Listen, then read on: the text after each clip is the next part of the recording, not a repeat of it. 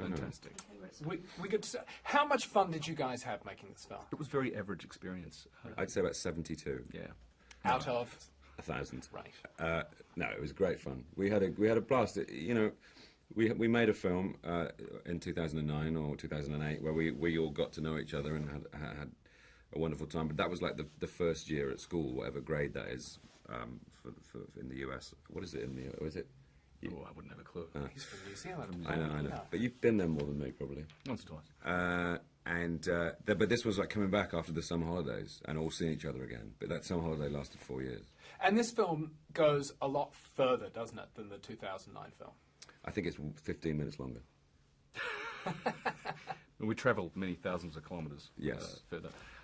You know, we had a lot of fun making this film, and you know, I guess the responsibility for us collectively was to deliver a film that was bigger, was more action-packed, had more heart, more character development, more laughs, and you know, and that was the objective. And I think we succeeded. This is a very crowded marketplace now. This summer particularly is bustling with adventure, and we not only had to better ourselves from the first film, but better everything else around us this summer. And I think we did. I think this is the greatest film of not just this summer, but any summer apart from the summer that Star Trek 3 comes out. And the characters themselves, why not? The characters themselves have developed quite a bit, though, haven't they, from 2009? How have your characters specifically grown? I've gone up a cup size. Yeah. Mm-hmm. I definitely spend a lot more time trying to fix things that are wrong with people, which is good. That I'm a doctor. That's what I'm supposed to do. Yeah. And let's talk about the fans. Star Trek fans are known for being a little bit wacky, crazy, dedicated. Any interesting stories you've come across with the fans so far? Interesting moments? I was kidnapped in Belgium. Tell the truth, Simon. Sorry, it was Ostend. They're not everyone. I think anyone who's not a Star Trek fan looks at Star Trek fans as being a sort of a scary kind of cabal of weirdos. They're not. They're they're just very dedicated, lovely people who really are into their stuff. And I didn't say shit there.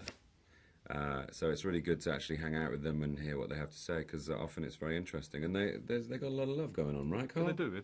It's great to be involved in something that is so well loved. And you know, the wonderful thing about what JJ's done is that you don't have to be a fan of Star Trek to go into this movie and have a good time. He's made a film for fans of film, and it's just action-packed, funny, a lot of heart. And what's great about this film is it's shot in IMAX, presented in 3D, 2D. But also, they rebuilt the Enterprise set for you guys, didn't they? I mean, this was a bigger, newer Enterprise. What was that like? Can you tell us a bit about that? It was extraordinary. They built more of the Enterprise for this film than they have for any other Star Trek film in history. And, I mean, you could walk from the bridge, you know, right through to engineering, or to the transport room, to the med bay.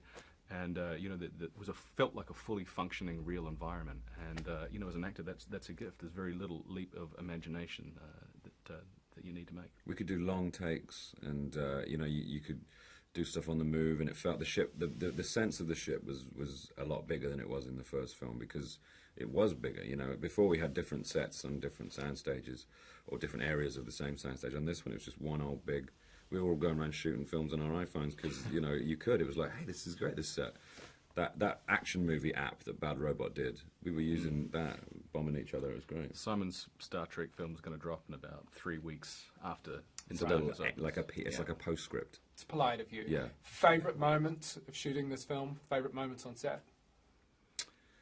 I always enjoyed lunch. Lunch is good. You know, Karl and Chris in their wetsuits was endlessly entertaining, because in between takes they just let their bellies out, and I would literally see it between Karl and Chris, these two incredibly well built men, them having a belly off. In lycra, spandex. In spandex, lycra, and those things didn't leave much to the imagination. I can only imagine. You could tell what religion they were. And on that note, thank you very much, gentlemen. Thank you very much.